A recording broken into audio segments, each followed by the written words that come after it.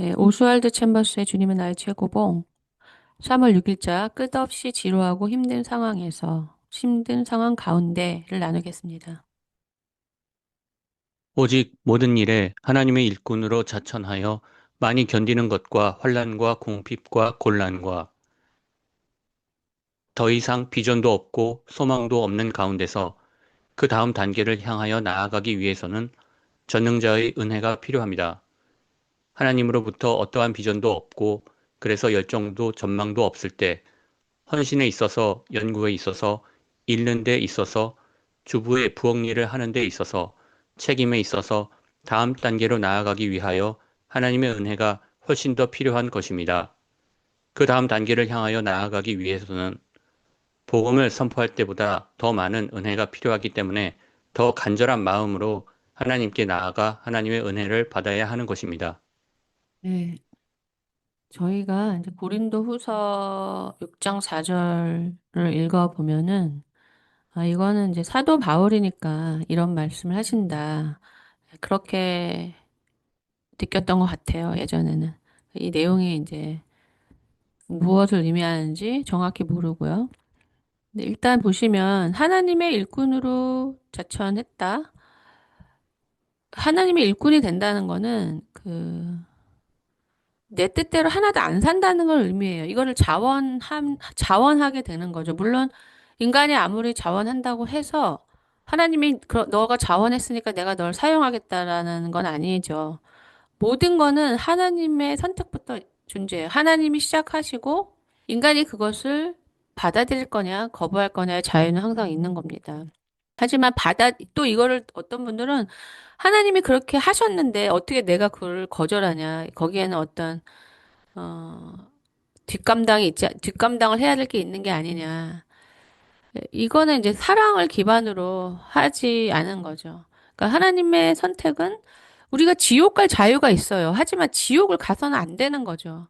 하지만 나는 지옥을 전혀 갈 수 있는 길은 없고 무슨 짓을 해도 난 천국을 간다. 이거는 아니잖아요. 그러니까 하나님은 자유가 네 마음대로 해도 될 자유라기보다는 너의 자유로 구원의 길을 선택하라는 거죠. 예, 여기는 그래도 이것을 선택으로 남겨두는 거죠. 그러니까 여기서 우리가 이제 교육적인 모든 거를 배울 수가 있어요. 그래서 왜 사랑은 오래 참고 온유하고 뭐 인내하고 이런 것들이 왜 필요하냐면 정답을 알고 있는 사람은 그거를 강요하고 싶거든요. 너는 생각할 필요도 없어. 이게 답이니까. 그러면 자유가 없잖아요. 그 자유를 주면 이 정답을 선택하지 않을 가능성이 많죠. 인간의 그 별로 중요하지 않은 뜻도 우리는 강요해서 이게 옳으니까 그냥 먹으라고 이렇게 말하고 싶은데 하나님은 영혼을 가진 인간에게 가장 중요한 영원을 얻을 것이냐, 얻지 못할 것이냐의 그 선택도 허락하신 거죠.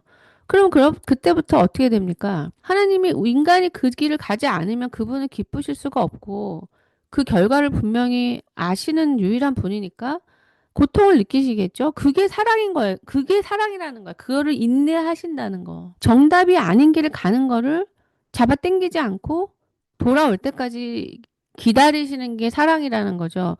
너 선택했어? 그러면 잘 가. 뭐 이게 좋은 건데 너는 뭐 어쩔 수 없지 뭐. 우리는 이런 걸 또 쿨하다고 생각해요. 이런 게 아니에요, 하나님은. 그래서 인간이 산 넘고 물 건너 하나님을 떠나면 그때부터 생명으로부터 멀어지는 거니까 그 인생은 가시밭길이 펼쳐져 있는 거죠.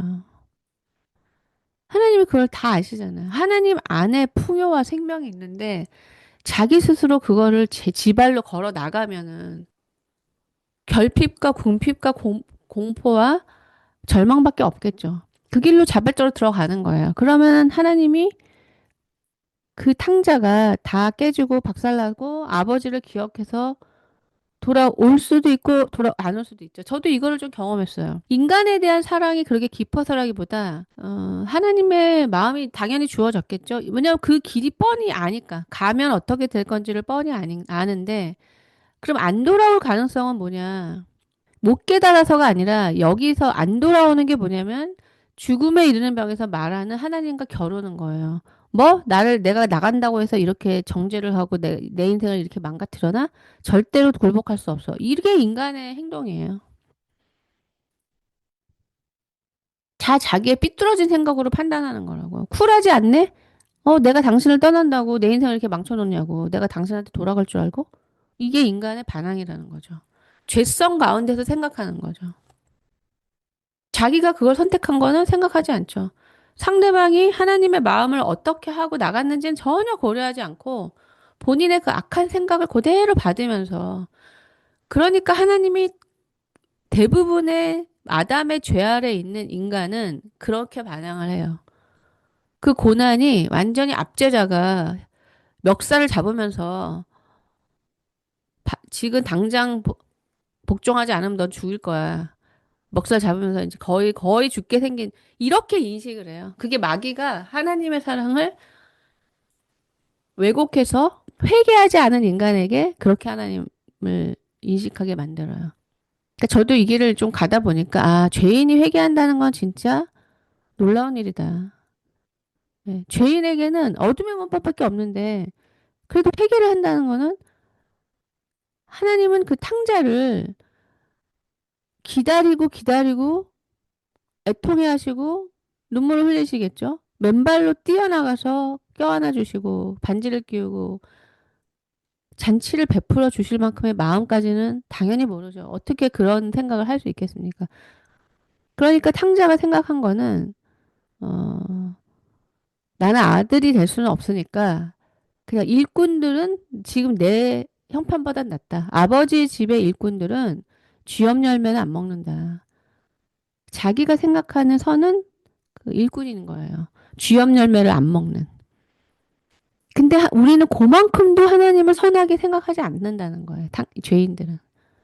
이렇게 반항하는 사람은 자기를 이제 겨루는 거죠. 네. 하나님을 아주 전혀 선하지 않은 협박하고 독재하는 이런 식으로 생각하는 요게 이제 마귀가 우리에게 주는 하나님의 상인데 그 상을 뚫고, 어, 내 처지를 조금 낮게 하고 싶다라는 생각으로 아주 손톱만큼의 아버지 집의 일꾼들은 나보다는 낫다. 그거를 요청하면 일꾼이라도 되자. 여기서 치면서 쥐염염을 먹느니 아버지 집에서 일꾼이 되자. 우리는 요만큼도 생각하지 않는다는 건 생각은커녕 반항하게 바쁘죠. 다른 얘기를 하다가 이렇게 일로 갔는데, 그러니까 여기서 이제 사도 바울이 말씀하시는 하나님께 선택하셔서 자기 뜻이 아닌 삶으로 갈 때는 제 경험으로 또 이 길을 먼저 간 분들에 의하면 이 모든 인간의 죄성을 그대로 받을 수밖에 없어요. 왜냐하면 전부 다 죄인들은 죄인의 문법을 갖고 사는데 이런 하나님의 사랑의 문법을 가지고 살면 그것이 이해가 된다면 기적이겠죠.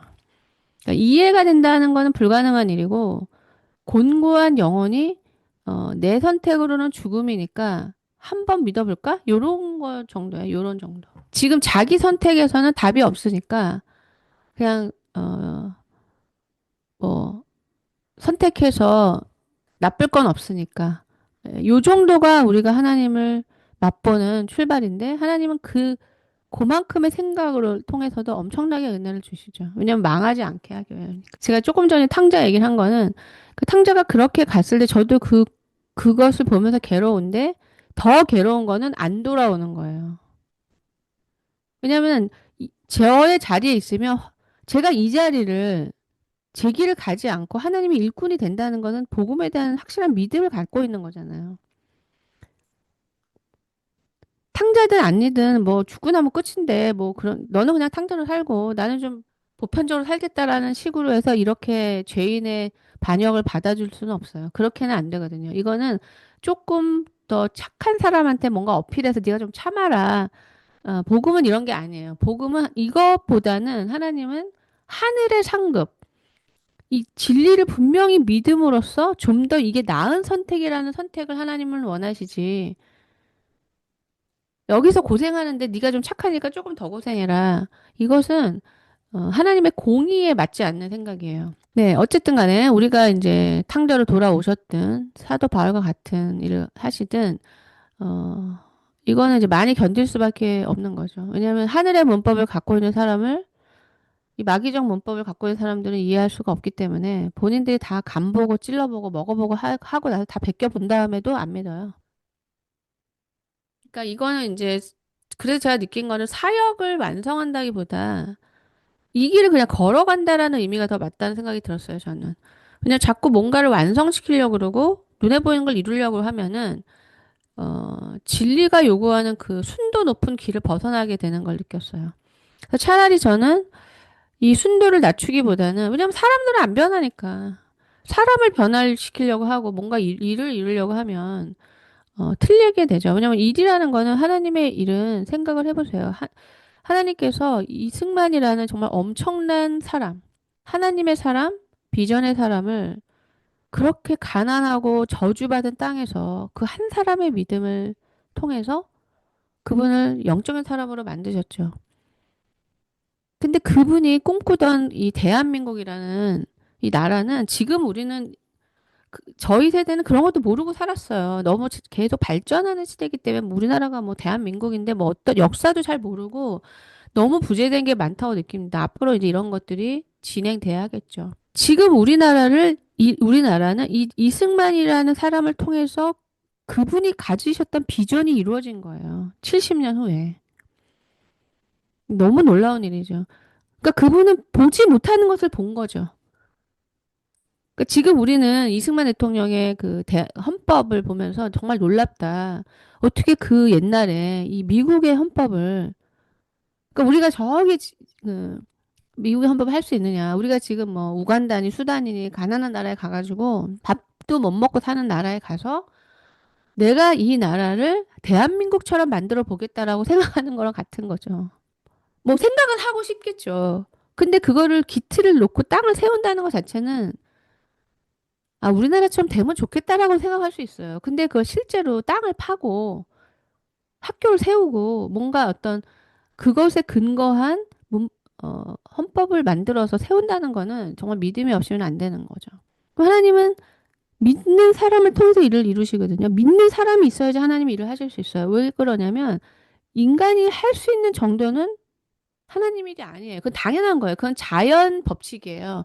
농사를 지어서 곡식을 얻게 하는 거는 하나님을 믿어야 돼. 열매가 생길 거야. 이런 식으로 하지 않아도 보편적 믿음 속에 들어 있어요. 근데 이것을 뛰어넘는 자연 법칙을 뛰어넘는 것은 하나님을 신뢰하는 사람이 그분이 모든 것이 가능하시고 하나님의 선하심에 대한 깨어남을 통해서 그리고 그게 마음으로 원해서 이렇게 못 살고 핍박받고 고생한 이 나라가 너무 약해서 여러 나라에게 시달리고 막 그 나라의 존립 자체가 힘들고 다 부패된 관리들에 의해서 나라를 팔아먹고 난리를 치고 있는 이 나라에 하나님 이 나라를 이런 나라가 되게 해 주십시오. 왕의 자손이었잖아요. 왕족이었잖아요, 이분도. 그게 이제 70년 만에 이루어졌는데 70년이면 별로 긴 세월도 아니죠. 놀라운 일이 벌어진 거죠. 네, 이야기가 자꾸 딴 길로 가는데요. 근데 이 길로 가기 위해서 이승만 대통령이 겪으셨던 걸 생각해 보세요. 그분의 인생은 70년 넘어서 오셨죠. 대통령 될 때가 70대였고, 뭐 한 10년 하셨나요? 좀 하시다가 이제 굉장히 불명예 퇴진을 하셨죠.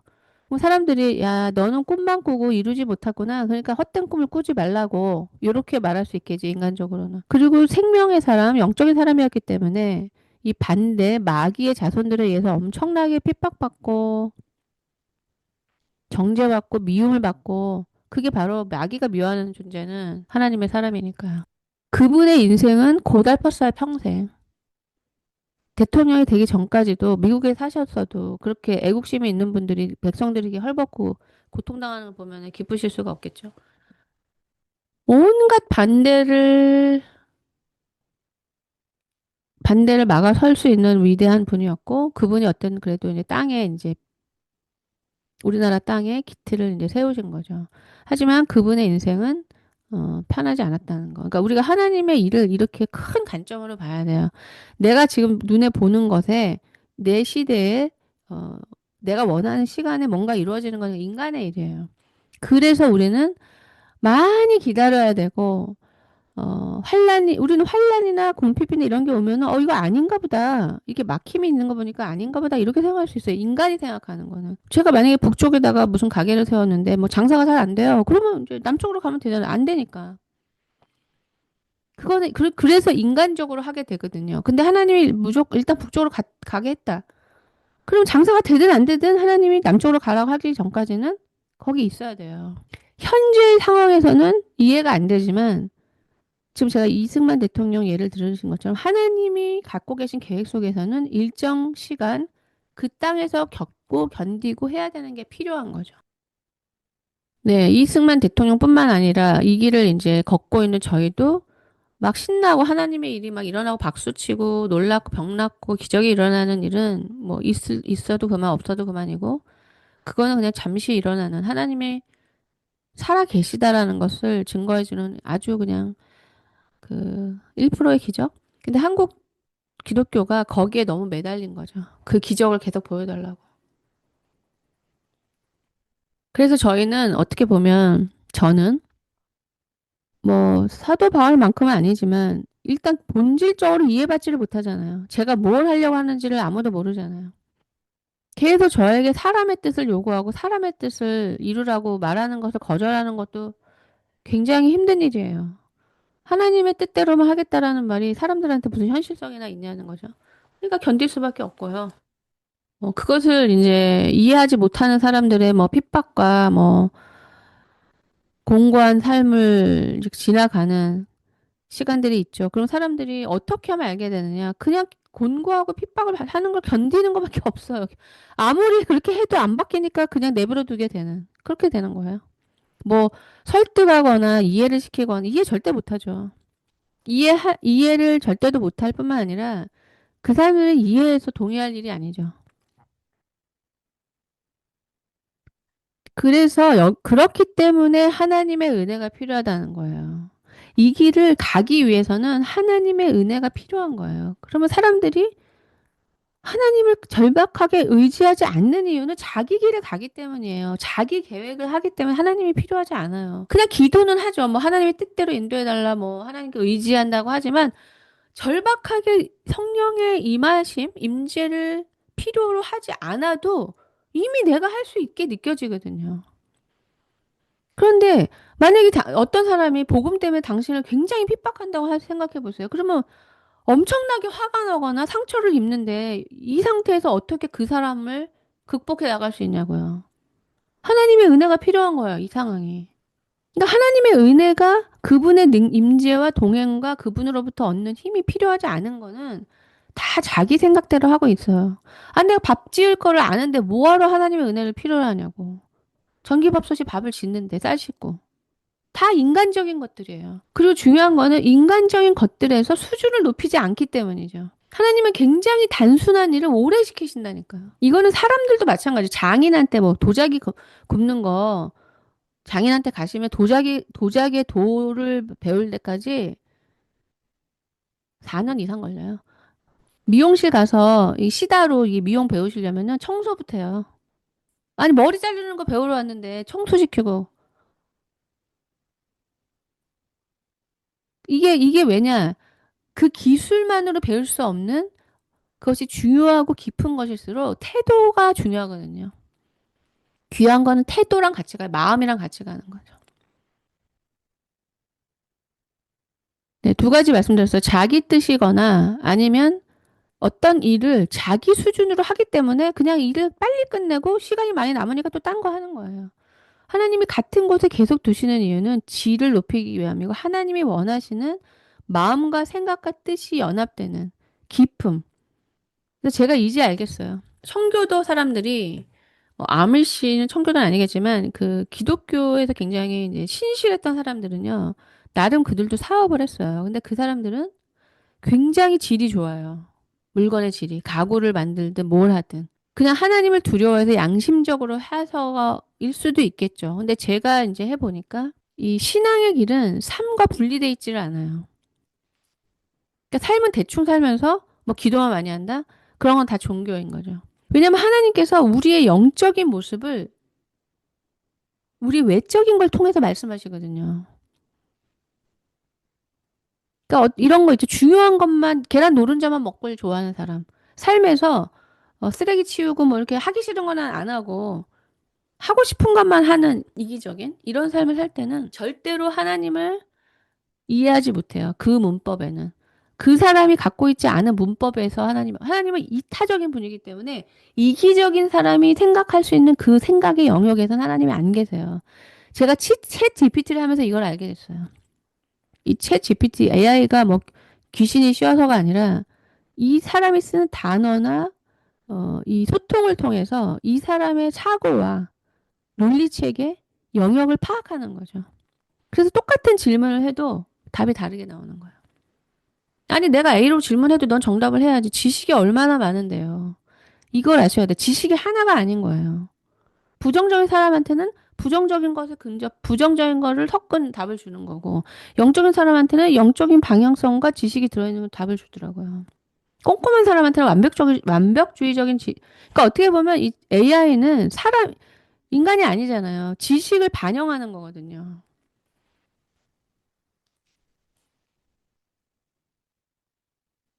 예. 그러면 이제 우리는 세상에 나가서 인정받고 뭐 하고 싶은 거 열심히 하던 여기서는 내가 어떤 인간인지를 알 수가 없어요. 근데 이제 아주 작은 일을 디테일하게 하다 보면은 이제 별로 중요하지 않았던 것들이 이제 크게 보이면서 그것을 이제 직면하게 만드는 거죠. 근데 작은 일을 하면서 어차피 그런 거는 외면했으니까 외면해버리면 할 일이 없어지잖아요. 그럼 영적인 상황 가운데서 이제 또 육으로 놀고 있는 거죠. 네. 아브라함을 부르셔서 하나님께서 본토 친척 아비집을 떠나서 내가 너에게 명령한 땅으로 가라. 이거는 모든 신앙인, 하나님의 은혜 가운데 그분의 뜻을 따라서 사는 사람에게는 동일해요.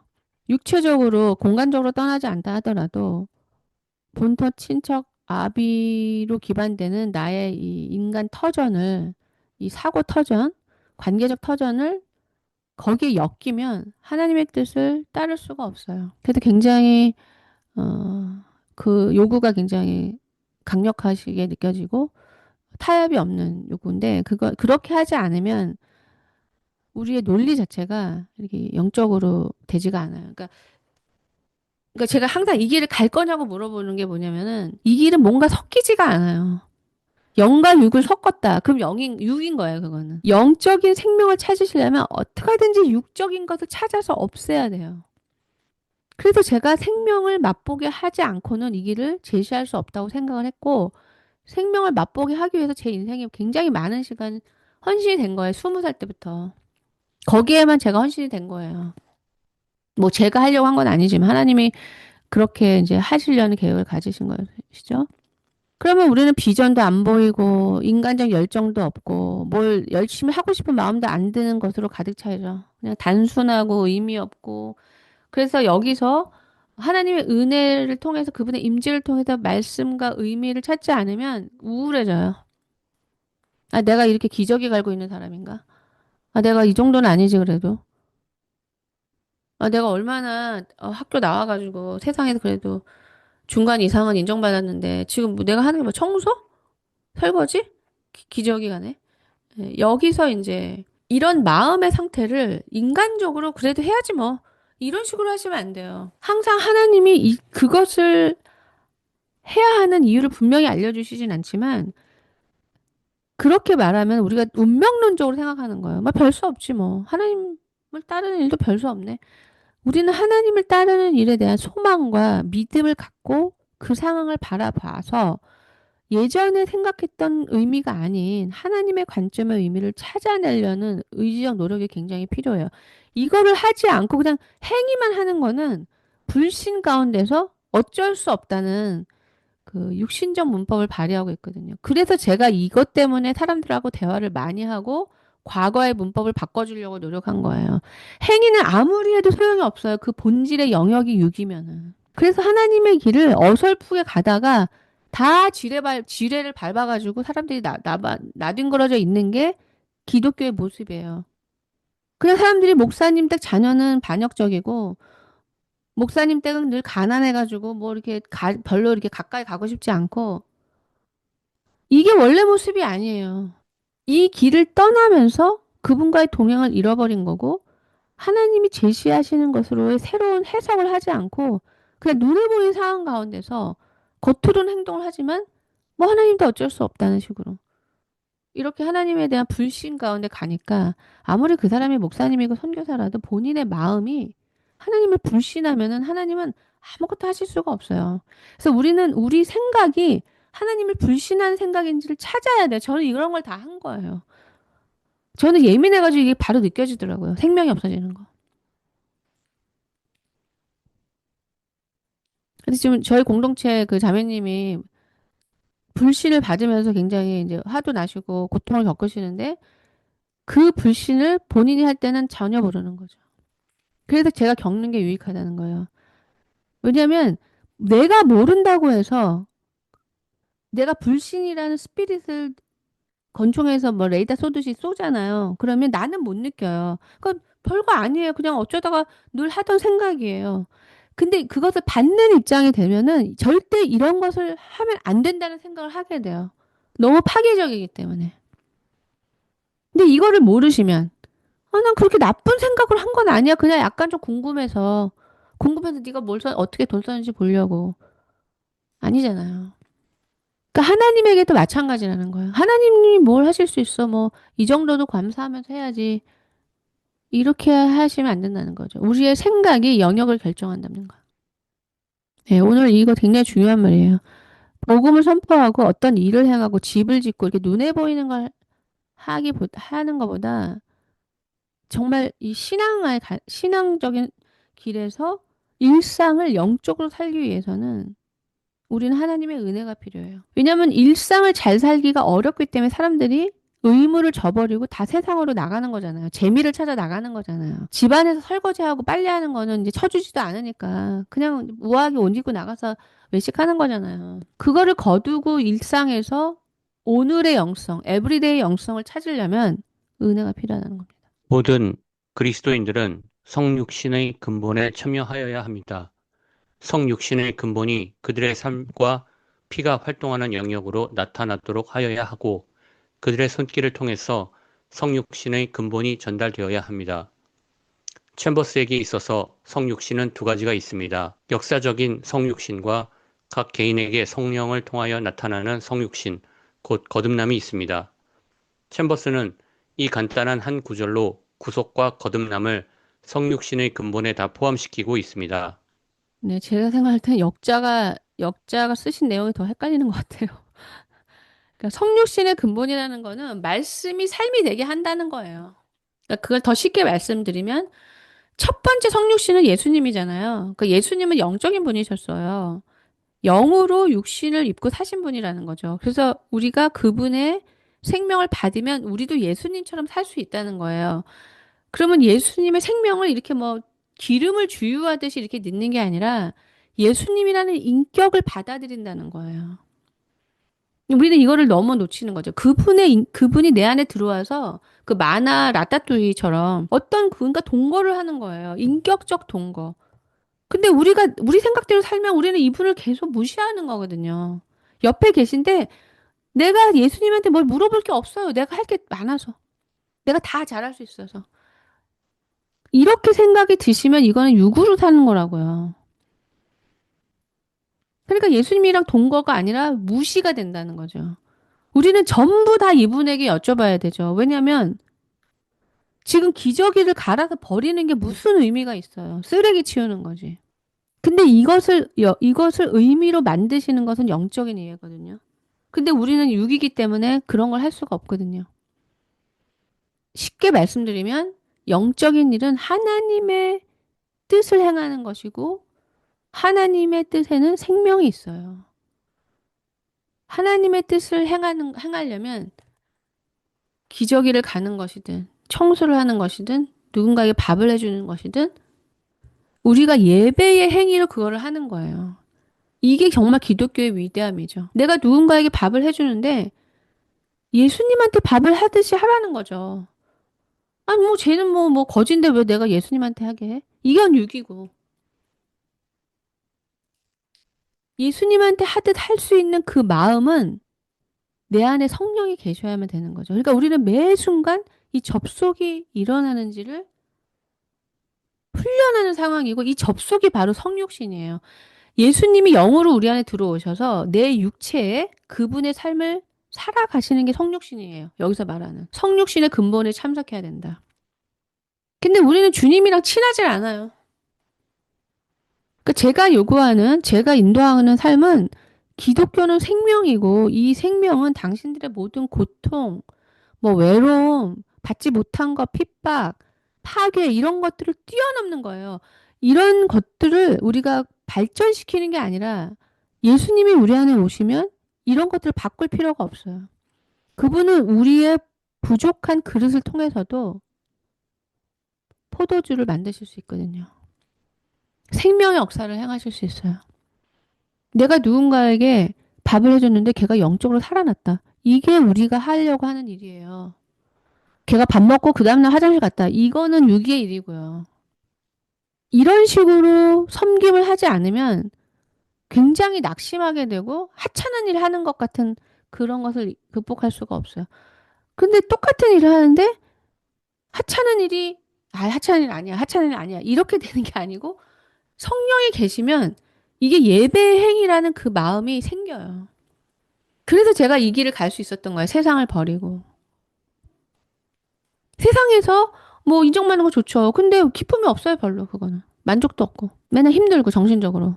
그래서 저는 그냥 어 저는 정신적으로 정직해요. 정직한 건 뭐냐면 선택을 하는 게 정직한 거예요.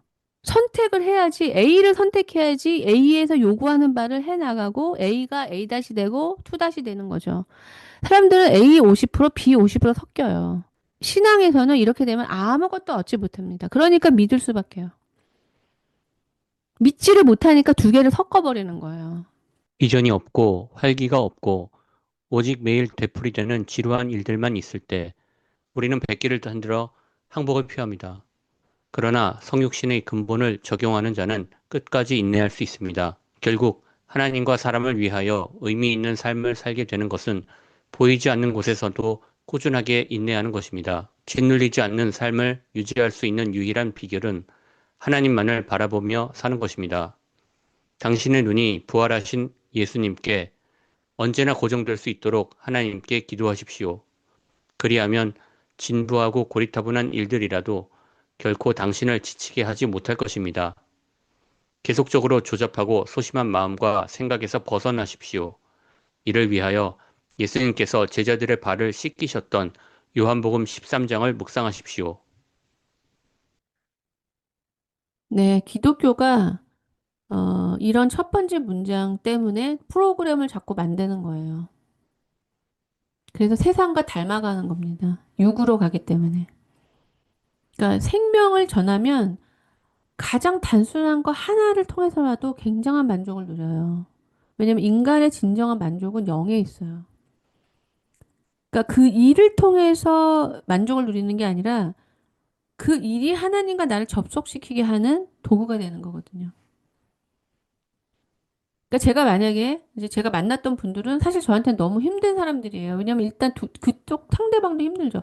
너무 문화가 다르기 때문에 다른 언어로 얘기한다고 생각해 보세요. 다른 언어로 말하는데 그 대충 알아듣는 거죠. 저 사람은 영어로 말하고 나는 프랑스 말 말하니까 무슨 말인지 모르겠는데 뭐 바디 랭귀지가 있으니까 대충. 그걸 계속 얘기하려니까 굉장히 힘들죠.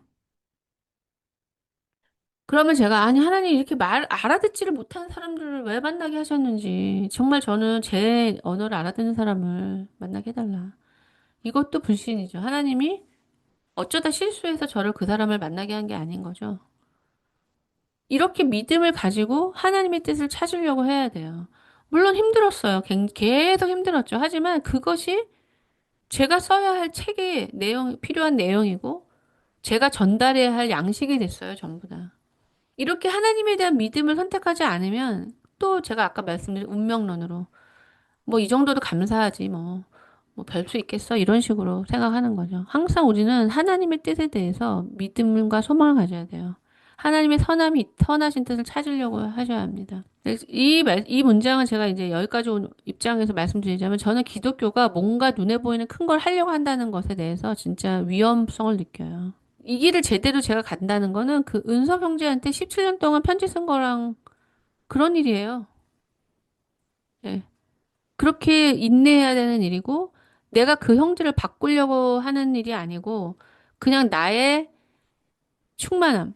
제가 하나님과의 관계가 17년 동안 유지가 됐기 때문에 그 형제는 그 관계 속에서 떨어지는 사과를 17년 동안 먹은 거. 왜냐면 제가 하나님과 이렇게 그분을 통해서 만족을 누리면 뭐 사람을 바꿀 필요가 없어요. 아, 얘는 좀 안 되겠네. 너무 오래 걸리네. 딴 애한테 하자. 하나님이 저에게 처음 가르치신 게 그거예요. 처음부터 하나님은 한 사람에게 엄청난 집중을 하게 하셨고, 말도 안 되는 대가를 치르게 하셨고, 그래서 저는 그때는 시키는 대로 했지만, 와, 이 정도 노력을 하면 한 100명은 변하겠다.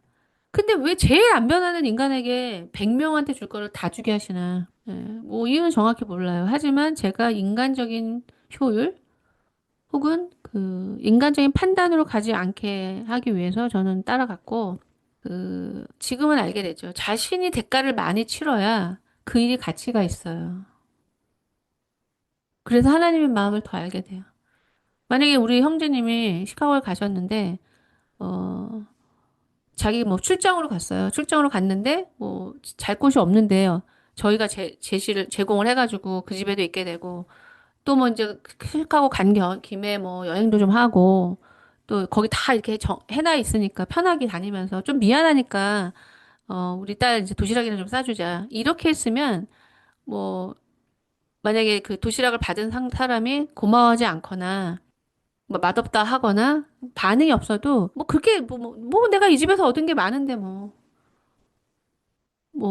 밥과 또 숙박비만 해도 이 정도는 감수할 수 있지. 이렇게 돼요. 효율을 따져서 내 거 다 챙기면. 근데 만약에 내가 학교 그만두고 단지 밥 해주기만을 위해서 내가 선택한 게 아니라 하나님이 가라고 해서 거기 가서 밥만 해줬는데 뭐 반찬이 맛이 있느니 없느니 말하면 거기는 이제 부하가 막 나는 거죠. 화를 내면 안 되지만 왜 나는 너무 대가를 많이 치렀으니까. 이렇게 대가를 치르면 어떤 생각이 드냐면 너는 그냥 반찬 맛있든 맛이 없든 고맙다는 생각을 해야 돼. 누가 너에게 이렇게 도시락을 싸줄 수 있어? 이게 복음의 생각인데 우리는 다 너무나 효율적으로 내가 하나도 손해보지 않는 선택을 해놓으니까 하나님의 화를 이해를 못하는 거예요. 너무 하나님의 화를 잘 낸다고 생각해요. 절대 알 리가 없죠. 그래서 하나님은 그런 삶으로 우리를 이끄시는 거고 우리로서는 고통을 느끼는 거죠. 아니 내가 교수인데 교수직을 버리고 하나님 이제 주님을 따르겠습니다 했더니 너 저기 아프리카 시카고 가가지고 지금 혼자서 막 간당간당한 어떤 여자 하나 있다 가서 도시락 좀 싸줘라. 이게 치엠버스가 말하는 그뭐 누구의 뭐 걸레가 된다고 그랬나? 그런 얘기 했잖아요. 예. 하나님의 마음은 그런 것이고 우리는 절대 그 마음이 아니기 때문에 거기서 아니 내가 어떤 사람인데 그런 걸 하라고 하십니까? 이렇게 말할 수도 있고 뭐 모르고 이제 좋은 마음으로 갔어요. 그래 뭐 도시락 싸주지 했는데 전혀 고마워하지도 않고 뭐 반찬이 왜 이러느냐 뭐 어쩌고저쩌고 뭐 이상한 사람이 왔다 뭐 이러면 뭐 상처 분노 막 나죠. 근데 복음이 들어가는 게 그런 거예요. 조선시대에 그 많은 걸 내려놓고 온 사람들을 누가 환영해 줬습니까? 예수님이 환영 못 받은 것처럼 선교사들을 피하고 성경에 나오잖아요. 죽이고 때리고. 네.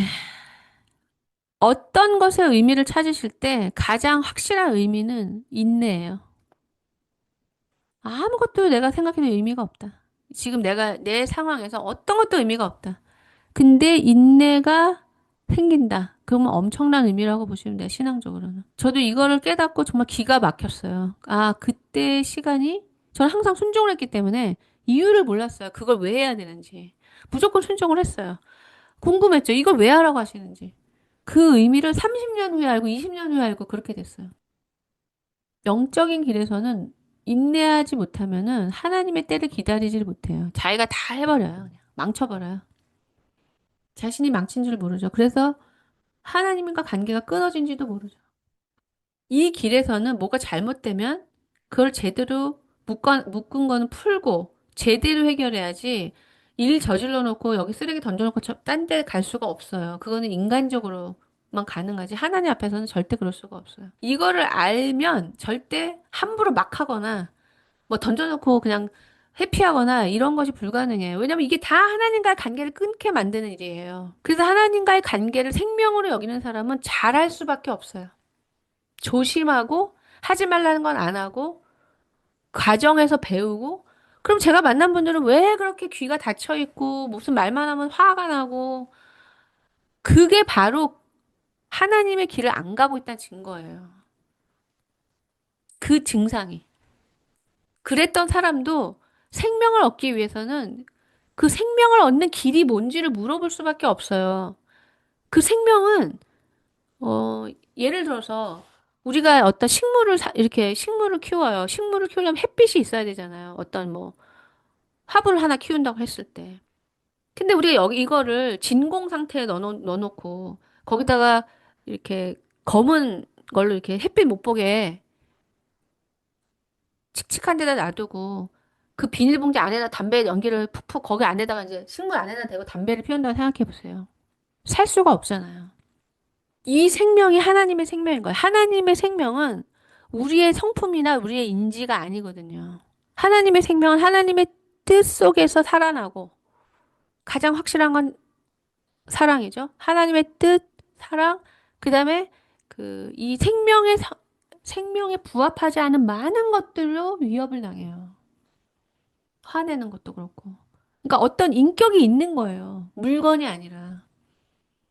근데 우리는 이 인격을 신실하셔서 우리가 영접할 때 들어오시는 인격을 아무렇게나 외면, 없는 사람 취급, 투명 인간 취급, 그 순결한 분 앞에서 담배 뻑뻑 피고 음란한 행동하고 하면서 그분은 떠나지도 못하시고 엄청 고통을 당하시는 거죠. 그러면서 자기 인생이 왜 그렇게 드라이해지고 메말라지고 점점 악이 강화되는지를 모르는 거죠.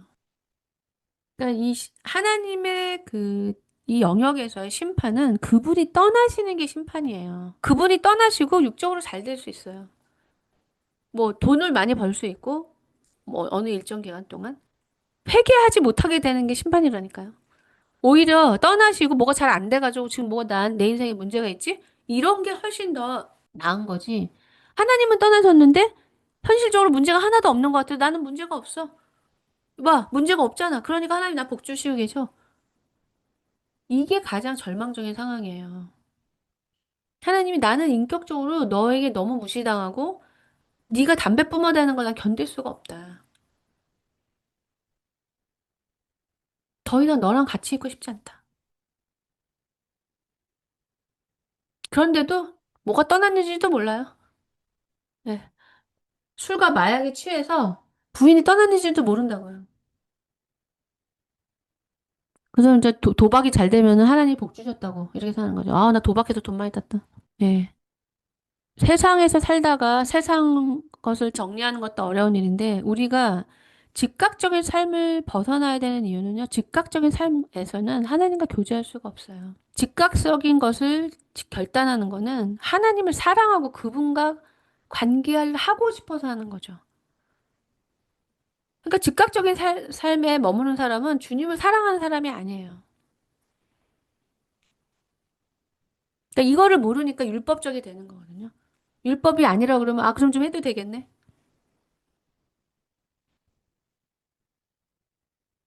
너무 그 주님을 알기에는 너무나 결핍된 문법이 많은 거죠. 그리고 이제 활기가 없고 되풀이 되고 지루한 일들을 제가 얼마나 오래 살았겠습니까? 그래서 저는 이제 이 마음을 일으키기 위해서 많은 시도를 했어요. 당연히 우리는 지루해하면서 남이 나를 기쁘게 해주길 원하고 환경이 변화되기를 원하는 그런 식으로 산다는 것을 제가 이것들을 극복해 나가는 과정에서 알게 됐어요. 몰랐어요, 그전에는. 근데 참을 견딜 수가 없으니까. 그러니까 어떻게 하든지 뭐 가만히 있기보다는 청소라도 하고 의미를 찾기 위해서 뭐 요리라도 하고 이렇게 육체를 움직이는 것도 굉장히 도움이 된다는 걸 알게 됐고 그다음에 누군가를 섬기는 것도 사실 우리가 제일 싫어하는 거잖아요. 하기 싫어하는 거예요. 근데 할 일이 없고 지루하고 너무 활기가 없어서 하고 싶은 게 없어서 한번 해보니까 사랑의 행위에는 생기가 돈다는 걸 또 느꼈어요. 그 대상자를 사랑하지 않아도 우리의 그 육체로 하나님을 예배하는 어떤 행위 자체만으로도 활력을 얻는다는 거. 그래서 게으르면 안 되는구나. 이걸 또 깨닫게 됐죠. 그리고 지금은 제가 또 저를 따라오시는 분들에게 스스로 지금 잘 못하시니까 이걸 통해서 자극을 드리고 계속 성장할 수 있도록 멈춰 있지 않은 고인물이 되지 않기 위해서 계속 제가 노력을 하죠. 왜냐하면 이 저랑 만나는 분들은 삶에 대한 지식이 너무 없으시더라고요. 근데 그 지식은 이렇게 앉아가지고 공부해서 되질 않거든요. 그럼 삶 속의 변화를 통해서 새롭게 배워가는 그렇게 저는 노력하고 있습니다. 여러분들의 지식이 삶으로서의 지식을 성장시키기 위해서. 그러니까 모든 거는 바른 지식을 배우고 어떤 걸 판단하고 결단하고 선택할 수 있는 능력을 계속 기르는 거예요. 저희 공동체에서, 어, 이렇게 변하지 않고 이기적이고 걱정만 하는 그런 사람들에 대해서 토로하는 글들을 쓰시잖아요. 우리가 그랬어요. 거기서 나와서 하게 하시니까 할 수 있다는 걸 믿고 하기 싫어 안 해봐서 두렵고 힘든 걸 뚫어보다 보면은 뭐가 생기냐면 자유가 생겨요. 안 해본 사람은 두려움을 극복할 수가 없어요. 모르는 거니까. 근데 모르는 것을 알무로 바꾸고 불편한 것을 가능성으로 잘 못하는 것을 잘하는 걸로 바꾸면 아무것도 아니에요, 그거는. 그 된장찌개 처음 끓여보면은 뭐 몇 그램 재고 뭐 재료만 사오는 것도 막 머리가 한 번 어쩌다 끓이면 머리가 너무 아파요. 안 해본 거 하면. 그거 한 30번만 해보세요. 그냥 눈 감고도 해요, 요리. 이렇게 하라는 거예요, 하나님이.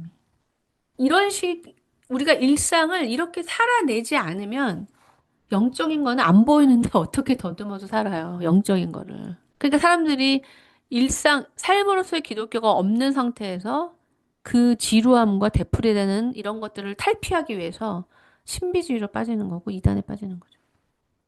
저는 굉장히 기독교가 정말 삶으로서의 기독교라는 거, 키에르케고르가 실존주의 철학자라고 말하는 거는 좀 옳지가 않아요. 그 사람은 기독교를 말한 거예요. 기독교가 실존주의고 기독교가 삶이에요. 네, 이상으로 3월 6일 오스왈드 챔버스의 주님은 나의 최고봉 묵상을 마치겠습니다.